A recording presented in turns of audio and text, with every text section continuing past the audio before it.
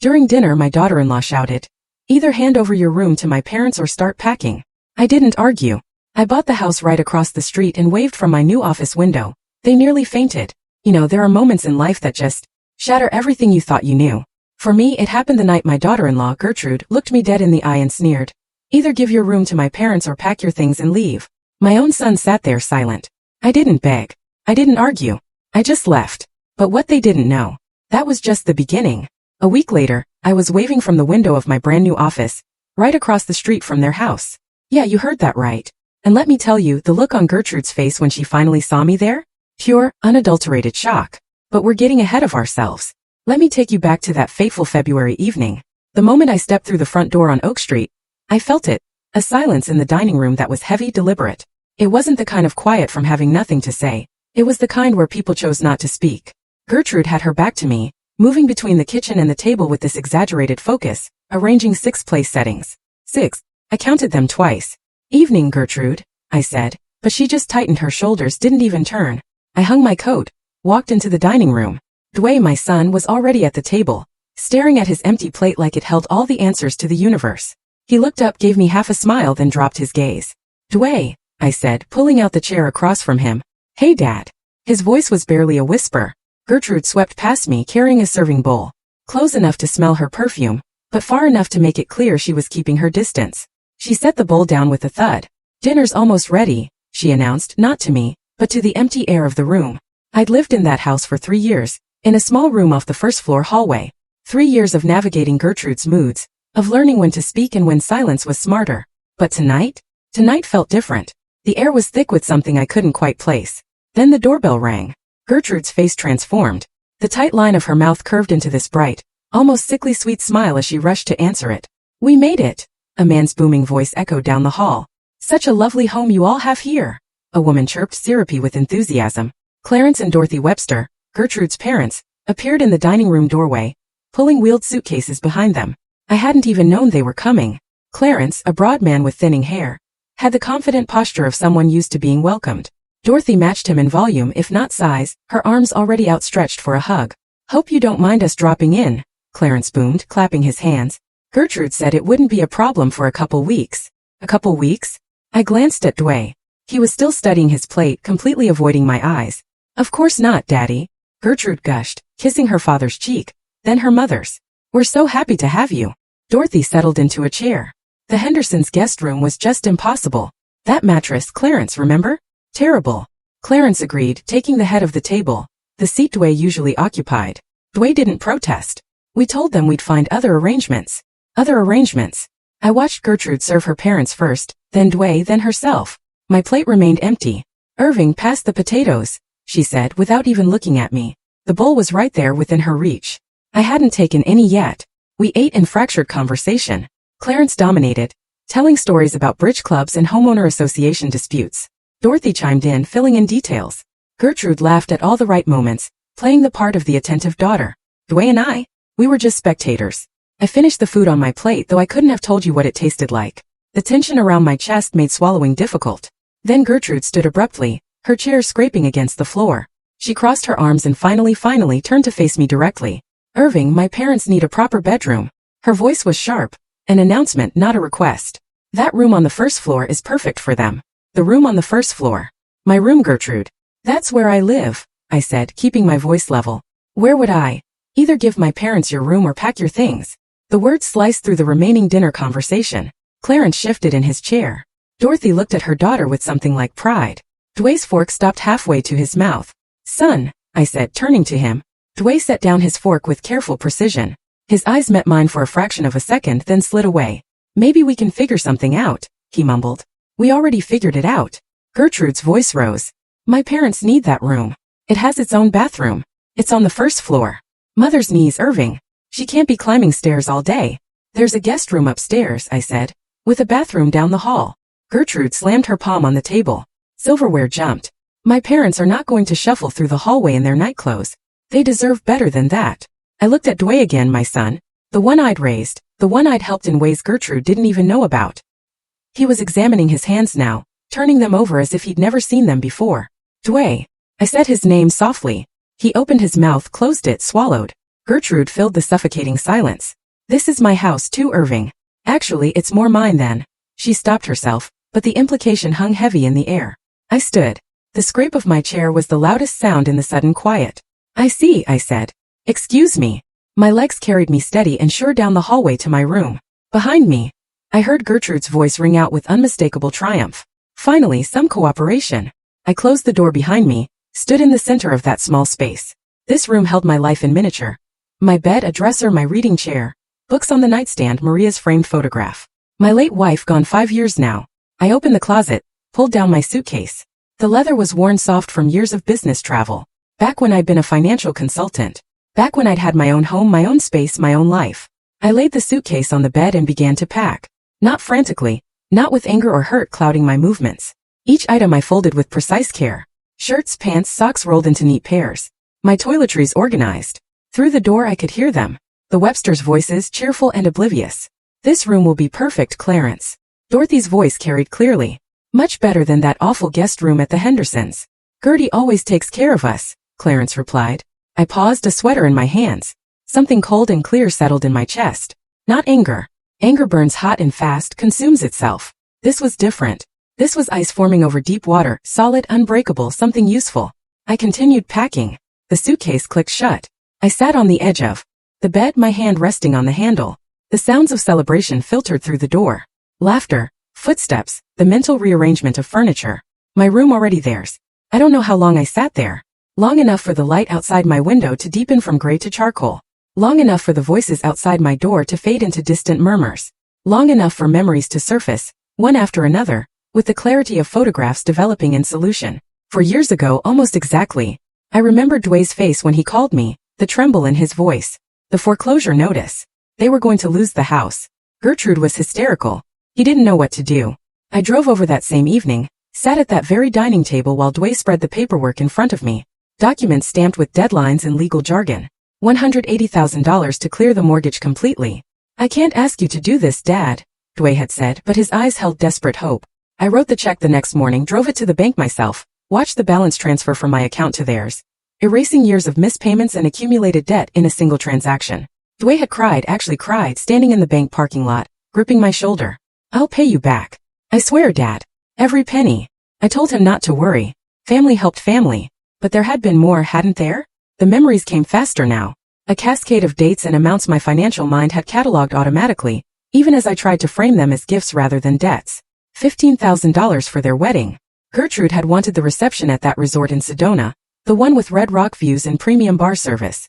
Dway's salary couldn't stretch to cover it. Covered it. $8,000 for Gertrude's car when the transmission died. She wanted the newer model, the one with leather seats and the upgraded sound system. I arranged the purchase. And for the past 3 years, $1,200 a month just to help with expenses. Groceries, utilities, insurance, Dway had said. I'd set up an automatic transfer. I hadn't even thought about it anymore. The money simply flowed from my account to theirs, steady as a river. I pulled out my phone, opened my banking app, scrolled backward through months, then years of transaction history. There they were. Neat rows of transfers, each one labeled with Dway's name. The evidence of my generosity documented in digital precision. I set the phone down carefully on the bed beside me. Through the door, Dorothy's voice drifted clear. We'll need to get different curtains, Clarence. These are far too dark. Maybe something in a nice cream color. Whatever you want, dear. Clarence's response was indulgent, comfortable. They were measuring my room for their furniture, planning their curtains, settling in. I stood, lifted my suitcase from the bed. The weight was manageable. I'd always lived simply, despite the money Maria and I had accumulated during our years together. The $2.8 million in investment accounts, the paid-off properties, the comfortable retirement I'd planned. I'd sold my own home 3 years ago when Maria died. The place had felt too large, too full of her absence. Dway had suggested I move in with them. Just until you figure out what's next, Dad. And I'd agreed, thinking temporary would become comfortable. Thinking family meant safety. I'd been wrong. I opened the bedroom door. The hallway stretched before me, familiar and foreign at once. I walked toward the front door, suitcase in hand, my footsteps steady on the hardwood floor I'd helped refinish last summer. Dway appeared from the kitchen, materializing in front of me with the sudden awkwardness of someone who'd been waiting just out of sight. Dad. His voice cracked slightly. Maybe we can work something out. You could take the guest room upstairs and, it's all right, son. I met his eyes fully, letting him see whatever expression my face held. I felt calm, distant, clear. I'll take care of myself. I didn't know she was going to. He reached toward me, hand extended, then pulled back.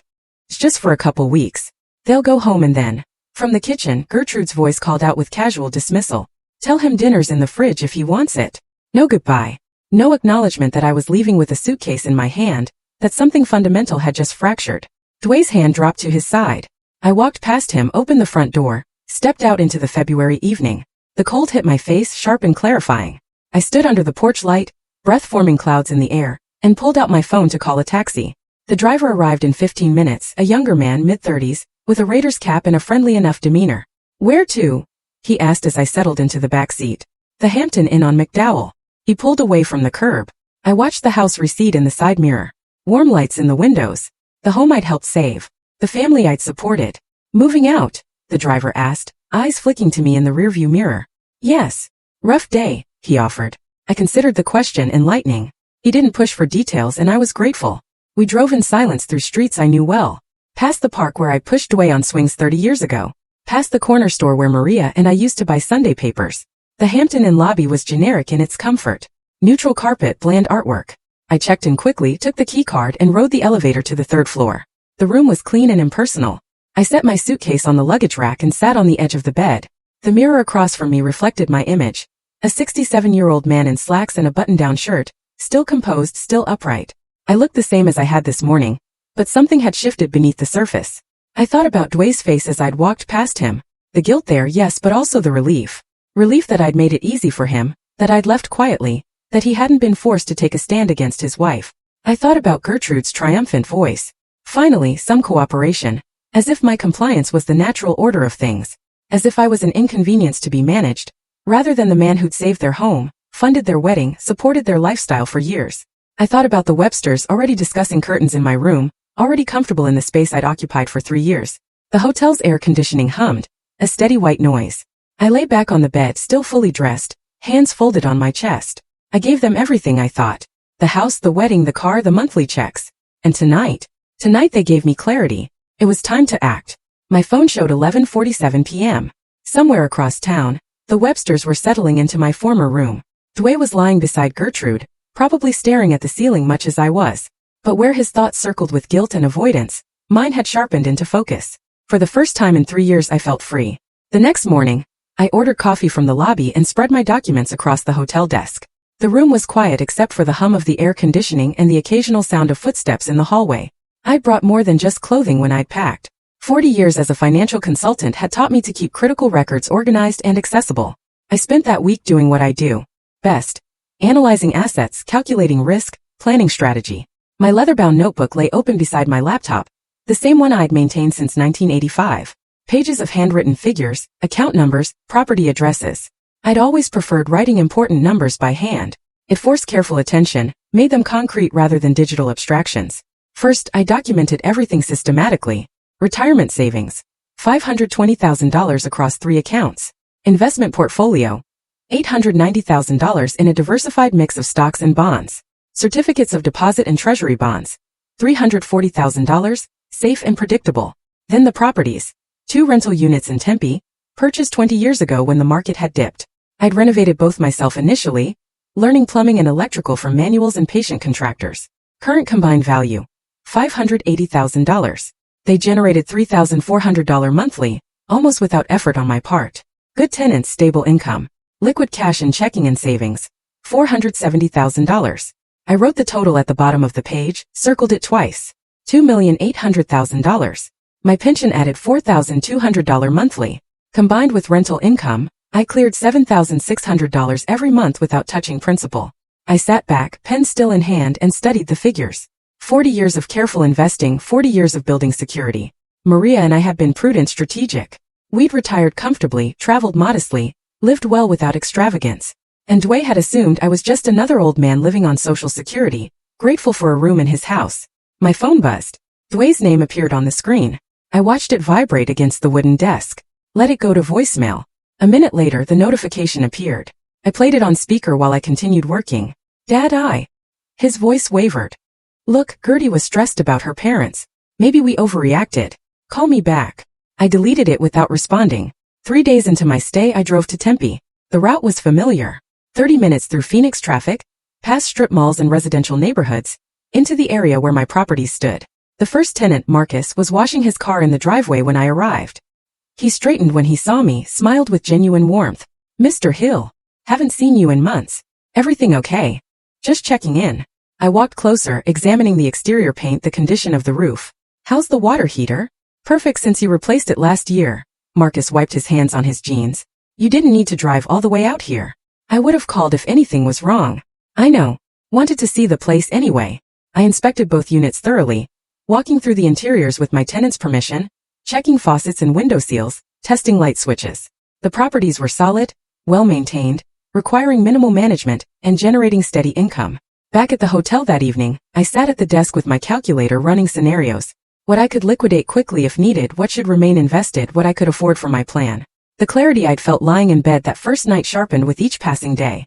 I created a spreadsheet, something I hadn't needed to do in years, but the skill returned easily. Every dollar I'd given Dwayne and Gertrude documented with dates and purposes. The $180,000 mortgage payoff. The $15,000 wedding. The $8,000 car. 36 monthly payments of $1,200 over 3 years. $43,200 total. Grand total. $246,200. $250,000 given freely to family I trusted. To a son who'd sat silent while his wife demanded I leave. To a daughter-in-law who told me to pack my things with triumph in her voice. I closed my laptop and stared out the window. The parking lot stretched below. Cars arranged in neat rows under streetlights. Ordinary people living ordinary lives, probably unaware that somewhere among them sat a man planning elegant revenge. On Thursday afternoon, the bank called me back. "Mr. Hill." The representative's voice was professional, slightly concerned. "I've reviewed your request. Moving this amount of cash will take a few days. Is everything all right?" "Everything is fine." I kept my voice steady, pleasant. "I'm making an investment. How quickly can you process it?" 3 to 5 business days for the full amount. "May I ask what type of investment?" "Real estate." "Ah." Relief colored her tone. "Real estate was respectable, sensible. We can expedite if needed. You've been a valued client for many years." "I appreciate that. The standard timeline is acceptable." By week's end, I sat in the hotel room with a legal pad filled with notes. Not angry scribbles, but calm, strategic planning. Lists of requirements, calculations of costs, timelines for execution. I'd learned something important during those 7 days. The anger I'd felt that first night, the cold clarity, had matured into something more refined, more useful. I didn't want to hurt them.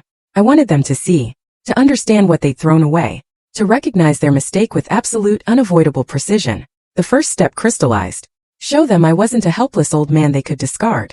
Show them I had resources they'd never imagined. Show them consequences. I stood at the window looking out toward the direction of Oak Street, though I couldn't see it from here. Somewhere across the city, in the house I'd saved from foreclosure, Gertrude's parents were sleeping in my former room. Dwayne was lying beside his wife, probably feeling guilty, but doing nothing about it. I turned back to the desk, picked up my notebook, reviewed the circled figure one final time. The house across from theirs had been for sale for 3 weeks. I'd noticed the sign during my years living there, watching it weather through rain and sun, waiting for the right buyer. I knew exactly where to begin. I checked out of the Hampton Inn the next morning and drove the familiar route to Arcadia. The neighborhood looked the same as it always had. Mature trees lining the streets, houses set back from the road with front yards landscaped in desert plants and decorative rock. I knew every turn, every cross street. Oak Street appeared ahead. I slowed, letting a pickup truck pass, then continued at a casual pace. Dwayne's house sat on the left side of the street.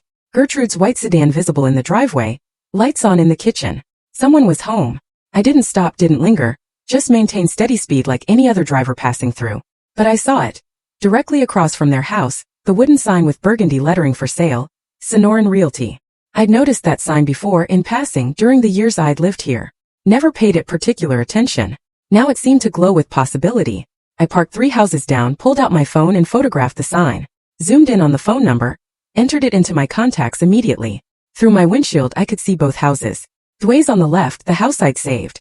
The house where I'd lived in a small first-floor room, where I'd eaten dinners at that table, where I'd been discarded like outdated furniture. The house across the street on the right. Larger, 2 stories, 1960s construction with a broad front porch and mature landscaping that needed trimming. Paint fading slightly on the window frames. Structurally solid but cosmetically neglected. The distance between them? Maybe 30 yards. I dialed the number. Sonoran Realty, how may I help you? A woman's voice, pleasant and professional. I'm interested in the property on Oak Street. Is it still available? Yes, sir. Let me connect you with Margaret Collins, the listing agent. A brief pause, then a different voice. This is Margaret. Miss Collins, my name is Irving Hill. I'm interested in viewing the Oak Street property. Is it still on the market? It is. She sounded genuinely pleased. Are you available this afternoon? I can meet you there at 2. 2 works perfectly. I spent the intervening hours at a coffee shop on Camelback Road, reviewing property records on my phone. The house was listed at $685,000. 4 bedrooms, 3 bathrooms, 2,400 square feet, built in 1967, owned by the Carlsons, who were relocating to California for work. At 1:45, I drove back to Oak Street and parked in front of the house. A silver Lexus pulled up behind me exactly at 2. A woman emerged, early 50s, professional attire, confident stride.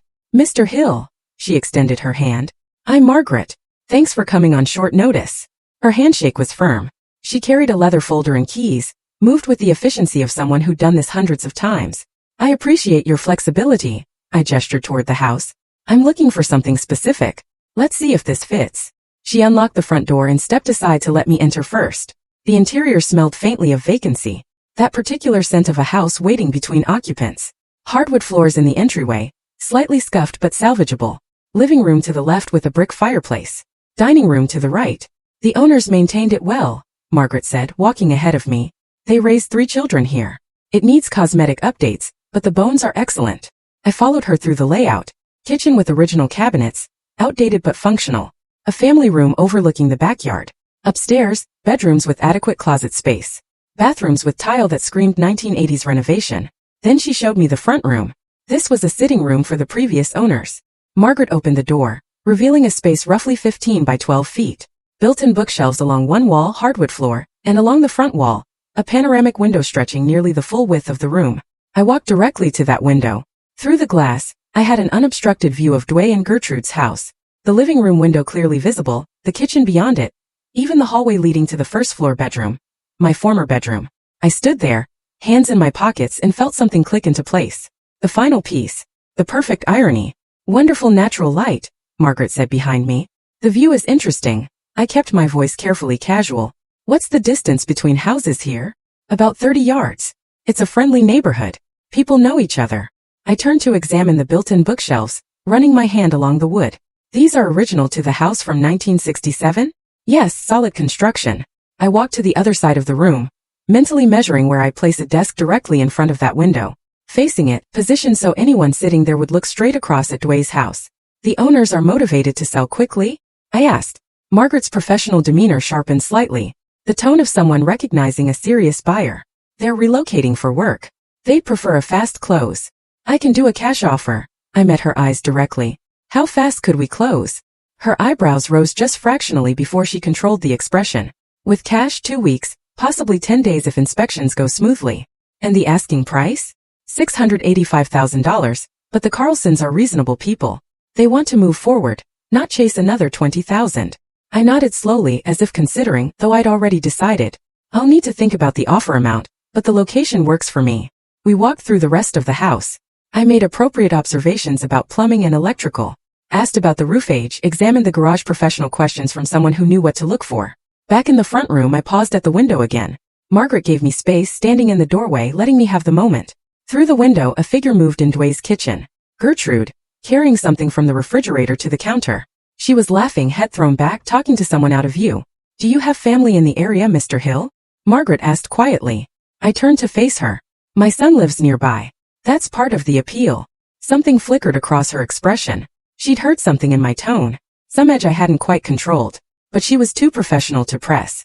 It's a good neighborhood for family, she said simply. We walked back through the house toward the front door. Margaret handed me her business card along with a detailed information sheet about the property. Think it over, she said. Call me with questions anytime. I stood on the porch after she'd driven away, looking back at the house, then across the street at Dwayne's house. The distance was perfect. The angle was perfect. The symbolism was perfect. I walked back to my car, started the engine, but didn't drive away immediately. Instead, I sat there, hands on the steering wheel, looking at both houses, the one where I'd been discarded, the one where I would establish my new position. My phone buzzed. Another text from Dwayne. Dad, please call me. I silenced the notification and drove away from Oak Street, already planning my next call to Margaret Collins. Margaret, I said, I'll take it. Let's write an offer. She studied my face for a moment, Perhaps looking for hesitation she wouldn't find. What number did you have in mind? $650 cash, 10-day close. Her eyebrows rose. That's $35,000 below asking. And it's cash with minimal contingencies. The Carlsons want to move forward. So do I. We met at her office the next morning. The space was professional. Glass desk, abstract art on cream walls, the faint scent of vanilla from a diffuser. Margaret spread the purchase agreement across the desk, walking me through each section with practiced efficiency. I signed where she indicated, my hand steady on the pen. When I wrote the check for earnest money, $50,000, Margaret watched without comment, but I saw her register the ease of it. No hesitation, no phone call to verify funds, just a number written in my careful script. I'll submit this immediately, she said. Given their timeline, I expect to hear back quickly. She called 3 hours later. I was reviewing investment statements in my hotel room when my phone rang. Mr. Hill. Her voice carried genuine excitement. They accepted. Full price 10-day close. I've rarely seen sellers this motivated. Excellent. I set down my pen. Send me the paperwork. I'll have my bank ready. I'll email everything within the hour. The process moved faster than even Margaret expected. The home inspection happened 2 days later. A thorough man in his 50s who walked through with a clipboard and thermal camera, documenting minor issues typical of a house built in 1967. Foundation solid, he said, making notes in the kitchen. Some cosmetic issues. Typical wear. You planning to flip this? No, I'm planning to stay. I followed him to the front room. How's the window integrity in that office? He examined the panoramic window, running his hand along the frame. These windows, they're the newest thing in the house. Replaced maybe 5 years ago. Double pane, energy efficient, excellent condition. I nodded, satisfied. The view would remain unobstructed. While escrow processed, I hired a renovation crew. The foreman met me at the property on a Tuesday afternoon. A stocky man named Carlos with 20 years of experience and a reputation for quality work delivered quickly. You want all this done in 5 days? He reviewed my list. Fresh paint throughout. Floors refinished. Updated light fixtures. New bathroom hardware. I'm paying premium rates for speed. Can you do it? Carlos calculated in his head, lips moving slightly. We'll need 2 crews. It'll cost extra. That's fine. The office room is priority. I led him to the front room, gestured toward the window. Charcoal gray walls here. Professional, not residential. I want built-in bookshelves refinished.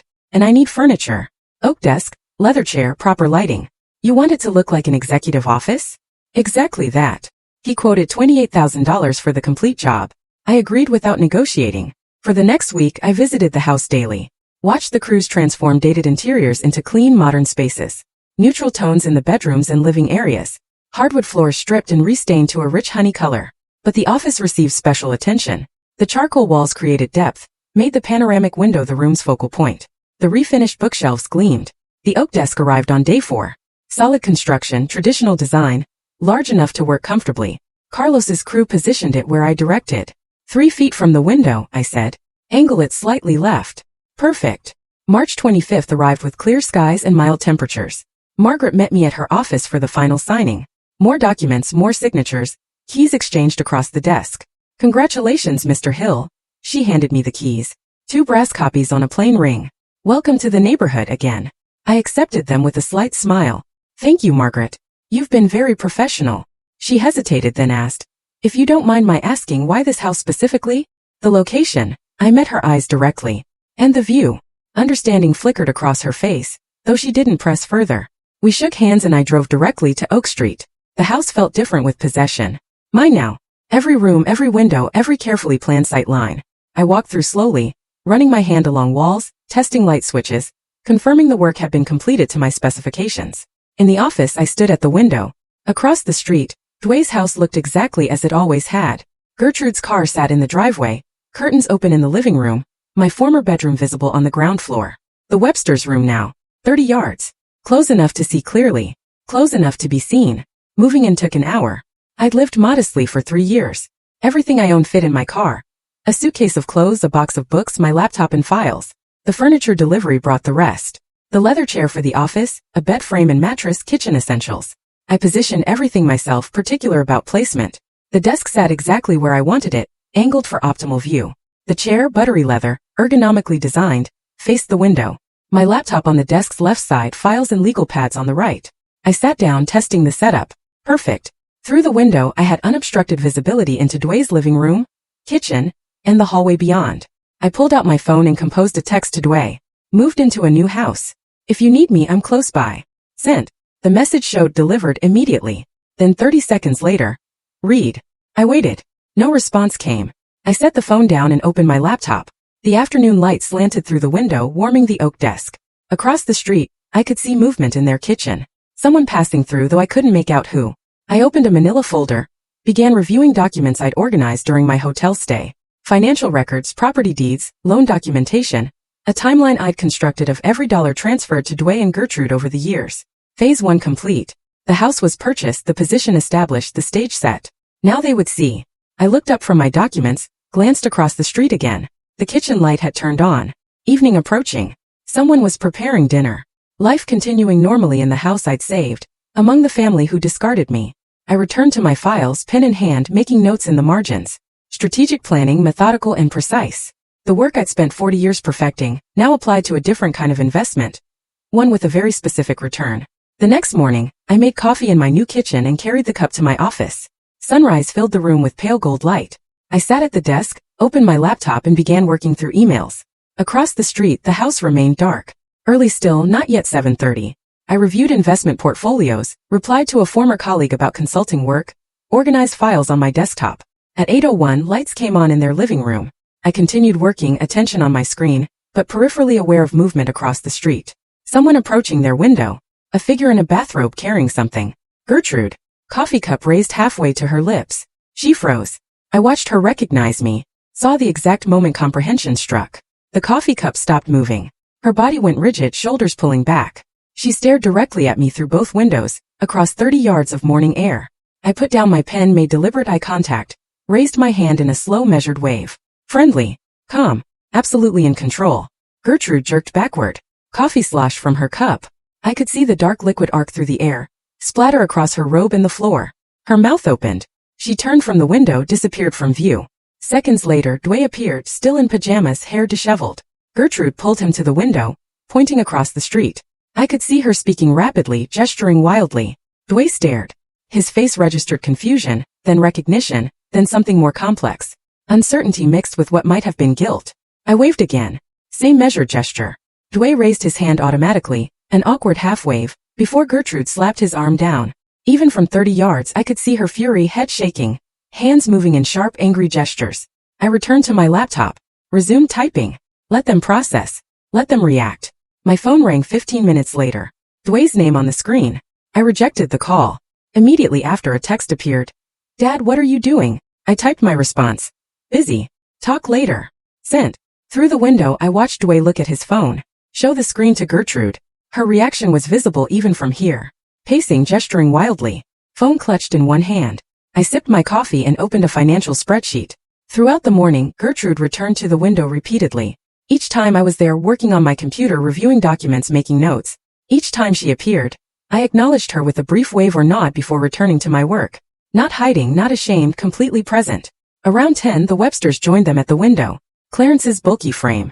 Dorothy beside him. All four of them staring across the street at me. Family conference visible through glass. I finished an email, sent it, and waved at the entire group. Clarence stepped back from the window first, then Dorothy. But Gertrude remained, gripping the curtain, watching. Lunch came and went. I ate a sandwich at my desk. Worked through the afternoon. Occasionally, I'd look up to see Gertrude at her window. Sometimes alone, sometimes with Dwayne hovering behind her. The psychological impact was exactly what I'd calculated. My presence, constant, calm, inexplicable, created pressure. They couldn't ignore me, couldn't confront me without coming to terms with what my presence meant. I was no longer the dispossessed father, living in their small first-floor room, grateful for space in their house. I was a man with resources, with property, with position, and I was watching. Evening approached. I turned on my office light as shadows lengthened across the street. Their windows glowed warm. I could see them moving through rooms. Gertrude in the kitchen. Dwayne passing through the hallway. The Websters settled in the living room. My phone remained silent. No calls, no texts after that morning exchange. I pulled up a document I prepared. A detailed accounting of every financial transaction between myself and Dwayne. Dates, amounts, purposes. $246,200 itemized with the precision of an audit. Through the window, I saw Gertrude return to her station. She stood there, backlit by their interior lights, staring across the street at me. I looked up from my document, met her eyes across the distance. She didn't move, didn't wave, just watched. I returned to my spreadsheet, highlighting specific entries, calculating interest that could have been earned, opportunity costs of capital deployed without return. When I looked up again, Dway had joined her at the window. They stood together, silhouettes against their warm interior, having a conversation I couldn't hear, but could imagine. My phone buzzed. A text from Dway. "We should talk." I read it, considered, then replied. "When you're ready to really talk, you know where to find me." I watched him read the message through the window, saw him show it to Gertrude, saw her reaction, shoulders tensing, head shaking emphatically. The evening deepened, their lights remained on. Mine as well. I organized files, prepared documents, laid groundwork for conversations that would come. Because they would come. Curiosity and confusion would drive them eventually. But I would set the terms. I would control the timing. Around 9 I stood and stretched. Walked to the window, placed my hand on the frame, looked directly across at their house. Gertrude was there again, watching. Our eyes met through the darkness and the distance. I wondered what she was thinking, what theory she was constructing about my motivations, my plans, my purpose in positioning myself so deliberately across from their home. Let them wonder. Let them worry. I returned to my desk, opened another folder. Tomorrow I would begin the next phase. Tonight, I would let my presence settle into their consciousness. An unavoidable reality, a question mark they couldn't erase. The house was quiet around me. My house, my position, my strategy unfolding exactly as planned. Through the window, I could see her silhouette in their window. She was watching me and I was watching her. I pulled out my legal pad, began writing notes for tomorrow. The real work was just beginning. 2 weeks passed. I settled into my new routine. Mornings began with coffee at my desk, the window framing my view of the neighborhood waking up. I'd work through emails, review investment portfolios, consult on financial planning projects I'd taken on, remotely professional work that kept my mind sharp and my schedule full. Afternoons I maintained my lawn, trimmed hedges, swept the driveway, waved to neighbors walking their dogs. Mr. Patterson, 3 houses down, stopped to introduce himself, welcomed me to Oak Street. I thanked him, mentioned I had family nearby, kept the conversation brief and pleasant. I became ordinary, just another resident. Nothing threatening about a 67-year-old man tending his roses. Across the street, I watched their patterns. Gertrude leaving for work each morning at 7:45. Dway departing 15 minutes later. The Websters shuffling around inside, visible through windows, making themselves comfortable in a home that wasn't theirs. On a Tuesday afternoon, I saw the mail carrier cross to their house. Watched Dway answer the door, sign for a certified letter. He opened it standing in the doorway, casual at first. Then his body went rigid. I'd been expecting that reaction. 20 minutes later, through my window, I watched Dway at his kitchen table. He held the letter in both hands, reading it again. Gertrude appeared, took it from him. Even from 30 yards away, I could see her expression shift. Confusion, then fury. Robertson had done excellent work. The letter was precise, professional, devastating. A formal demand for repayment of $180,000, documented as a loan with supporting evidence from my personal banking records where I'd noted the payment as loan to son to be repaid. Arizona law recognizes oral loan agreements when backed by documentary evidence. I'd kept meticulous records. Emails where Dway had mentioned, paying you back eventually. My own contemporaneous notes about the transaction. Bank memos I'd written to myself for tax purposes. Weak evidence perhaps, but enough to file a legitimate lawsuit. And more importantly, enough to create expensive problems. They consulted an attorney the next day.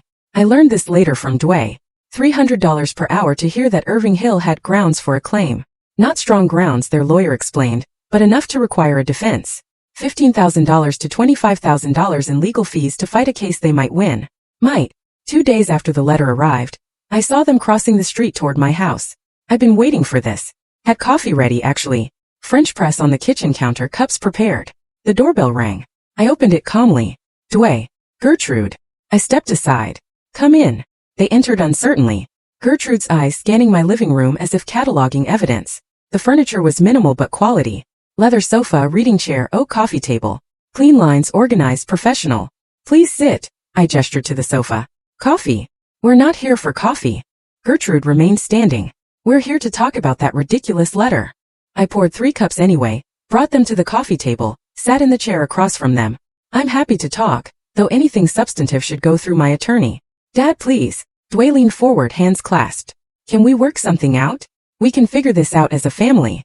Of course we can work something out. I added cream to my coffee, stirred slowly. My attorney's information is in the letter. He'll be happy to discuss terms. Gertrude slammed her palm on the coffee table. We're your family. Yes. I met her eyes steadily. You are. The silence stretched. Dway picked up his coffee cup, set it down without drinking. Gertrude's face flushed red, jaw tight. You can't actually think you'll get that money. Her voice was sharp, but I heard something underneath. Uncertainty. The law will decide. I sipped my coffee. I'm not concerned about the outcome. I documented everything carefully, but legal processes take time. Expensive time. The implications settled between us. Like a third presence. Even if they won, the costs would devastate them. Their savings, modest at best, would evaporate in attorney fees. And I could sustain a legal battle indefinitely. This is insane. Gertrude stood abruptly. You're suing your own son over money you gave us years ago. Money I loaned. I remained seated calm, with the understanding that it would be repaid. My records are clear. Your records. She spat the words. You planned this. Sitting in our house all those years planning. I didn't respond. Let her anger fill the space. Your father has lost his mind. This is harassment. It's a legitimate legal claim. I stood now. Moved toward the door. If you feel it's harassment, your attorney can address that in court, along with everything else. Dwayne turned to me at the door, his face pale. Dad, why are you doing this? I looked at my son, saw the confusion there, the hurt, the question that didn't yet understand its own answer. You asked me to leave my home, I said quietly. I did. Now I'm taking care of my own interests. Speak with my attorney, Dwayne. I opened the door. They left. Gertrude storming ahead, Dwayne trailing behind with slumped shoulders. I closed the door gently but firmly. Returned to my office, sat at my desk, watched them cross the street back to their house. Through the window, I could see Gertrude gesturing sharply. Dwayne's shoulders hunched further. I opened a file folder on my desk labeled in my neat handwriting. Phase 2. The legal pressure would build slowly, accumulating like compound interest. But there were other levers to pull, other adjustments to make. I'd given them everything freely for years. Time to see how they managed without it. My phone buzzed. A text from Dwayne. Please don't do this. I read it twice. Set the phone face down on my desk. Through the window, their house glowed with interior light against the approaching evening. I could see shadows moving inside. The daily routine of a family under pressure they didn't yet fully comprehend. The lawsuit was theater. Important theater, but theater nonetheless. The real work was subtler, more comprehensive. I pulled up my banking app on my laptop, navigated to scheduled transfers, found the monthly payment to Dwayne. $1,200, set to process automatically on the first of each month for the past 3 years. My finger hovered over the delete button. $43,200 I'd given them this way, just to help with expenses. Dwayne had said when we set it up. Groceries, utilities, insurance, the small costs that accumulated. They'd stopped thinking of it as help, started treating it as expected. Part of the landscape of their finances, invisible as air. I clicked delete, confirmed the cancellation. The screen refreshed. No scheduled transfers. I closed the laptop and looked across the street again. The lights were on in every room now. The Websters visible in the living room, settled comfortably on the couch. Dwayne and Gertrude in the kitchen, still talking, arguing from their body language. A family under siege, beginning to feel the walls close in. I picked up my coffee cup, still warm. The evening stretched ahead, quiet and methodical. Tomorrow they'd start to notice the other changes. The missing support they'd taken for granted. The financial gaps that had been filled invisibly for years. Let them count the costs. Let them do the math. Justice required patience and precision. The 1st of May arrived. I watched my banking app confirm what I already knew. No transfer to Dwayne's account. The scheduled payment I'd maintained for 36 months simply didn't process.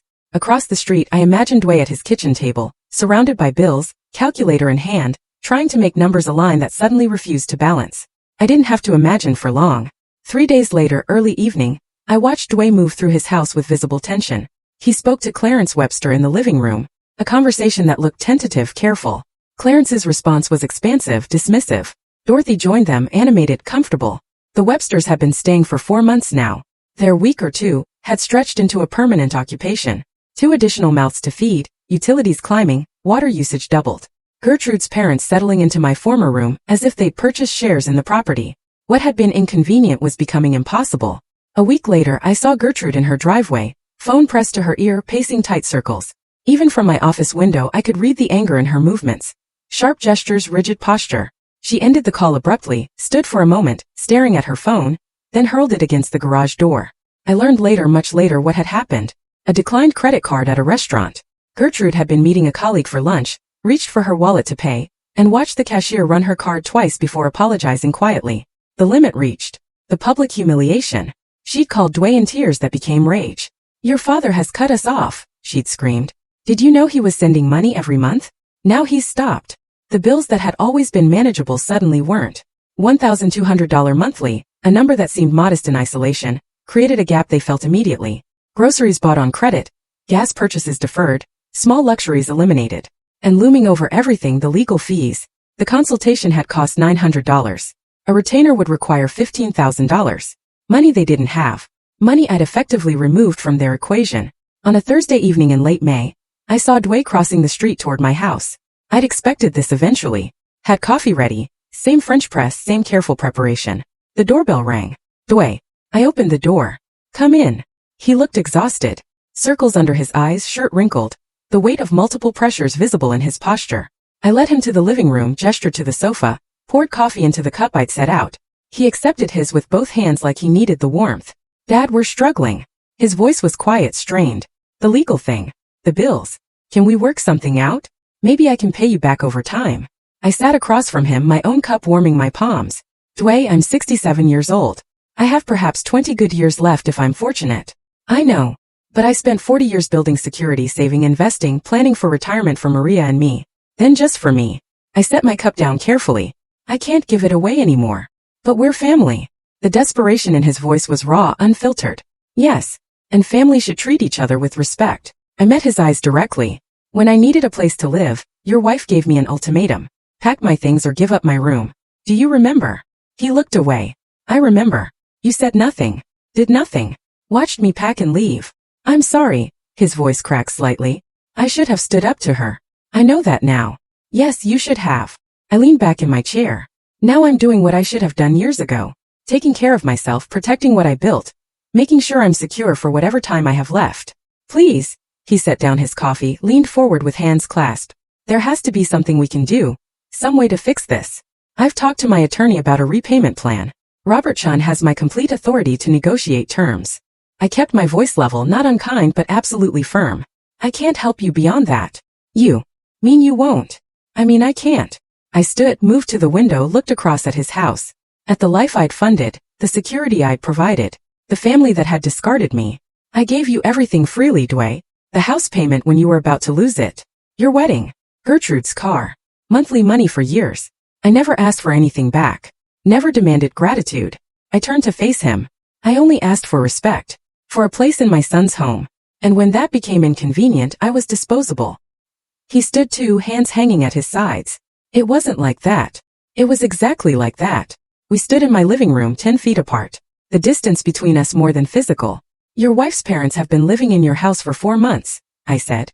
In the room that was mine. Do you charge them rent? Ask them to contribute to groceries? Demand they give up their space for someone else's convenience? He didn't answer. No. Because they're family. Because family helps family. I walked toward the door, opened it. I was family too, Dwayne. Until I wasn't useful anymore. He moved to the doorway, paused. I don't know how to fix this. Figure out what you value. What you're willing to fight for. Who deserves your loyalty? I kept my hand on the door. When you know those answers, maybe we can talk again. Until then, speak with my attorney. He walked out slowly. I watched him cross the street, hands in pockets, head down, shoulders carrying weight he'd avoided for too long. I closed the door and returned to my office window. Across the street, I saw curtains move. Shadows shifted behind the glass. Gertrude meeting him at the door, probably demanding to know what I'd said, whether I'd agreed to help. I sat at my desk, my coffee cup still warm from serving Dwayne. The physical reminder of our encounter. A father and son separated by consequences neither had wanted, but both had created. This was the hardest part. Watching him suffer, knowing I was the instrument of that suffering. But necessary. They had to understand consequences. Had to feel the weight of their choices. Had to recognize that actions create reactions. That disrespect carries costs. That people, even family, have limits. I opened my laptop, reviewed the file labeled Phase 2. Notes on next steps, calculations of pressure points, timeline for continued strategy. Through the window, their house lights blazed against the darkening evening. I could see movement inside, figures passing through rooms, the choreography of a family in crisis. For months ago, I'd sat in that house at their dinner table, been given an ultimatum, packed my belongings, and left with quiet dignity.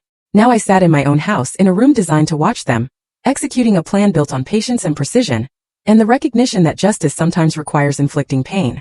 I took a sip of coffee, lukewarm now but still drinkable. Tomorrow the pressure would continue. The bills would still come. The legal threat would still loom. The Websters would still occupy space and consume resources. And I would still be here watching, waiting, ensuring they felt every ounce of what they'd done. Sad justice. That's what this was. Not triumph, not victory. Just the necessary correction of an imbalance that had gone unchallenged too long. July brought heat and pressure. I watched both build across the street. The first visible crack appeared on a Thursday morning. I sat at my desk working through emails when I saw Dwayne at his kitchen table, visible through both our windows. He stared at his computer screen for a long moment, then reached for his phone, typed something, set it down, picked it up again. His body language told the story before I knew the details. Shoulders hunched, hand running through his hair repeatedly. The posture of someone making a decision that hurt.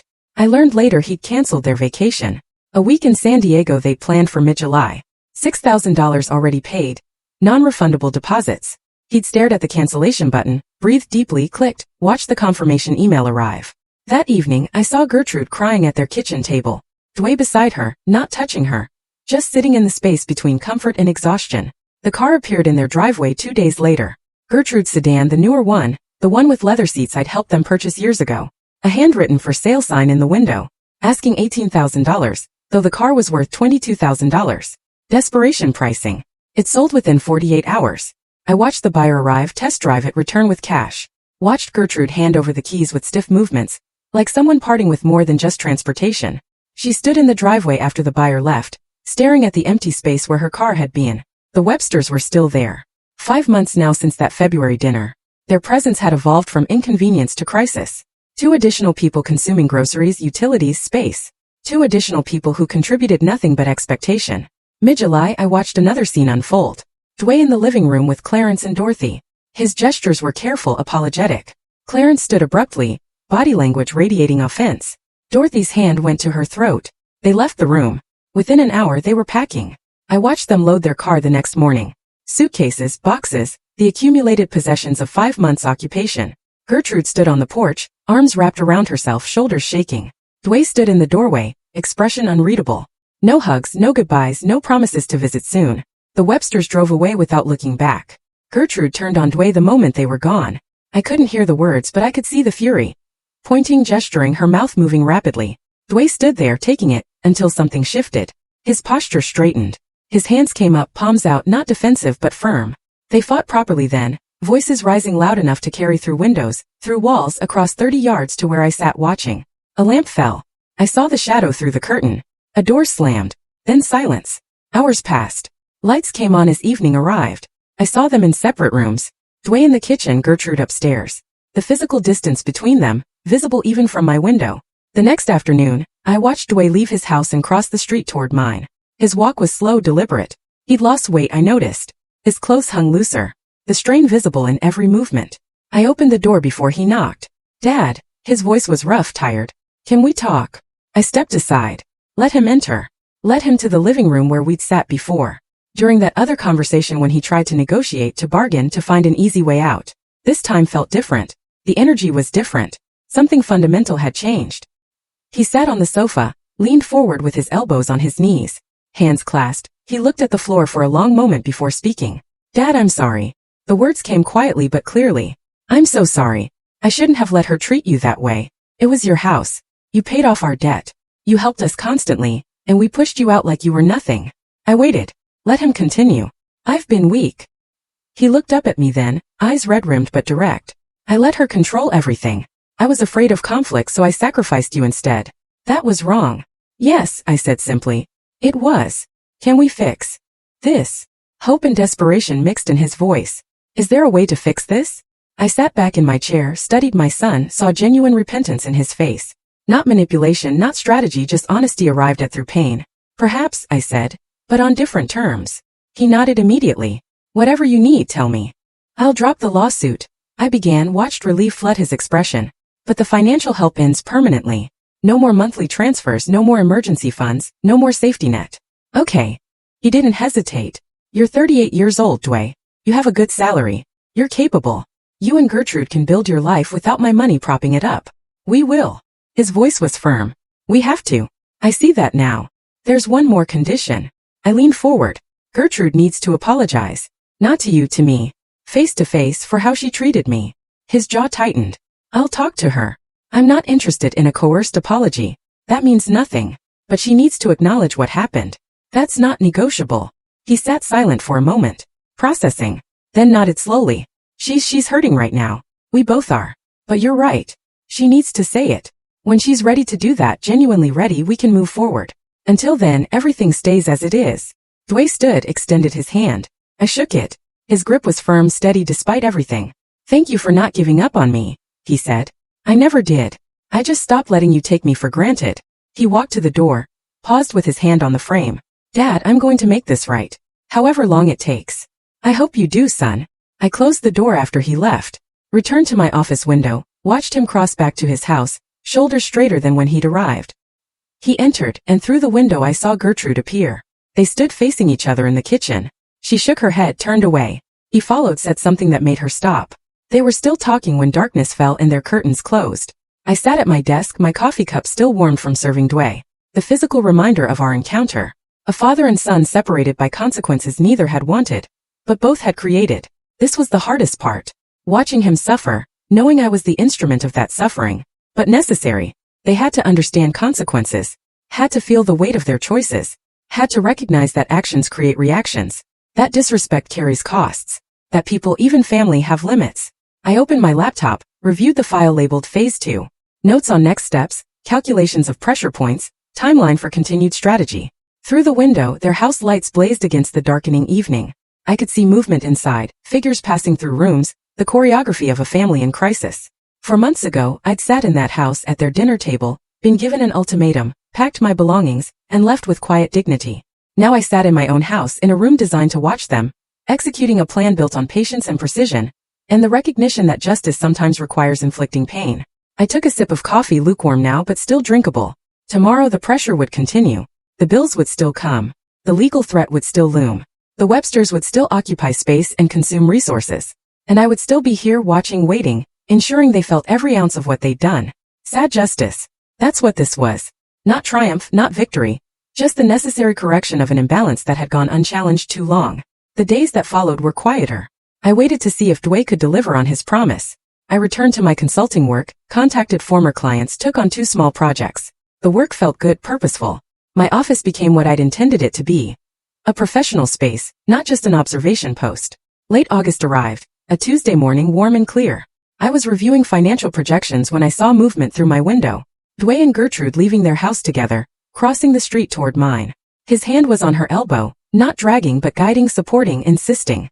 Gertrude's posture was rigid, arms crossed, jaw set, every line of her body radiating resistance. They reached my door. I watched through the window as Dway spoke to her quietly. She shook her head. He said something else. She closed her eyes, breathed deeply. The doorbell rang. I opened the door. They stood on my porch. Dway steady. Gertrude barely containing herself. "Dad," Dway said. "Gertrude has something to say." Gertrude stood silent. Her arms remained crossed, defensive. A long moment passed. I could see the internal battle playing across her face. Pride warring with necessity. Anger fighting with exhaustion. Then through gritted teeth. "I'm sorry for how I treated you. It was wrong." The words were mechanical, forced, but they were present. "I accept your apology," I said simply. She looked surprised. That's it. Come in." I stepped aside. They entered, Gertrude looking around my house as if seeing it for the first time. The clean lines, the organized space, the evidence of a man who'd built something substantial without their knowledge or help. We sat in the living room. I picked up my phone from the coffee table. "I'm calling my attorney now to drop the lawsuit. You'll receive confirmation within a day." Dway exhaled slowly. "Thank you, Dad." I dialed Robert Shen. Put the call on speaker. "Robert Irving Hill. I need you to file dismissal papers for the Dway Hill matter today, please." "Are you certain?" Robert's voice was professional but curious. "I'm certain. Email me the documents for signature." "Will do. I'll have them filed by end of business." I ended the call, set the phone down. "It's done." "Dad, I do," Dway began. "But understand," I continued, my voice firm. "Things are different now. I won't be providing financial help. Not now. Not in the future." Gertrude's mouth opened. "We never asked for." "Gertrude." Dway's hand on her arm, gentle but insistent. "Don't." She stopped, closed her mouth. After a pause, quieter. "We understand." "Good." I stood, signaling the conversation's end. "You're both capable people. You can build your own life, a real life, based on what you actually earn, not what you can extract from others." Dway stood too. "Can we visit sometime in the future?" I considered. "Perhaps. In time. Let's see how things develop." We walked to the door. Dway paused there, emotion crossing his face. "Dad, I'm glad you taught me this. Even though it hurt. Some lessons have to hurt to matter." They left. I watched them cross back to their house, walking closer together than when they'd arrived. Not holding hands but side by side. A small thing but meaningful. I returned to my desk, opened my laptop, pulled up my email and began typing. Robert, I've been thinking about returning to part-time consulting. Nothing demanding, just a few select clients. I have an excellent office space now and I find I missed the work. Are you still in touch with the Peterson account? Best, Irving. I sent the message and sat back in my chair. Through the window their house looked peaceful. Evening approaching, lights coming on one by one. A week passed. I settled into new routines. Consulting projects kept me engaged. Morning coffee at my desk became about work, not surveillance. I looked up occasionally, saw their house across the street, then returned to my calculations and projections. That evening, a Tuesday in late August, I sat at my desk as the sun set over Phoenix. The sky turned amber and rose, painting the neighborhood in warm light. Through my window, I could see Dwayne and Gertrude at their kitchen table talking. No shouting, no dramatic gestures, just conversation between two people figuring out how to build something real. They looked smaller without my money propping them up, more vulnerable, more human. But they were still there, still together, still trying. I'd given them $250,000 over the years, given it freely without demanding recognition or respect. And when I needed something simple, a room to live in, basic courtesy, they discarded me like an inconvenient piece of furniture. So I'd shown them what their comfort actually cost. Made them feel the weight of every dollar they'd taken for granted. Forced them to choose between pride and survival. And they'd chosen survival, chosen growth, however reluctant. Gertrude's apology hadn't been heartfelt, but it had been spoken, acknowledged. That mattered more than warmth. Recognition mattered more than reconciliation. Dwayne had found his voice, finally learned to stand up to his wife, to take responsibility for his choices, to understand that weakness has consequences. They would be fine. Financially constrained, certainly. Humbled, absolutely. But fine. And I had my dignity back. My self-respect. My boundaries established and enforced.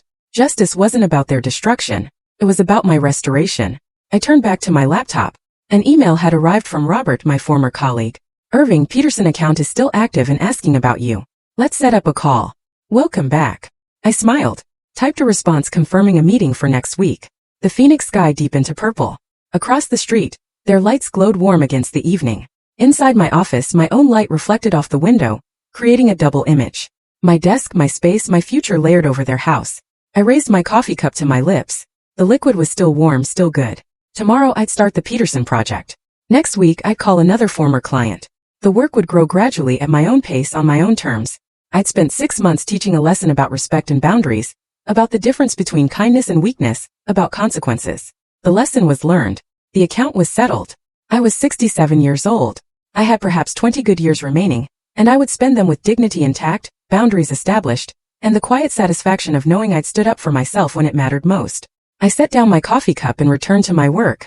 Outside, the neighborhood settled into evening routines. Inside, I was exactly where I needed to be. Home restored.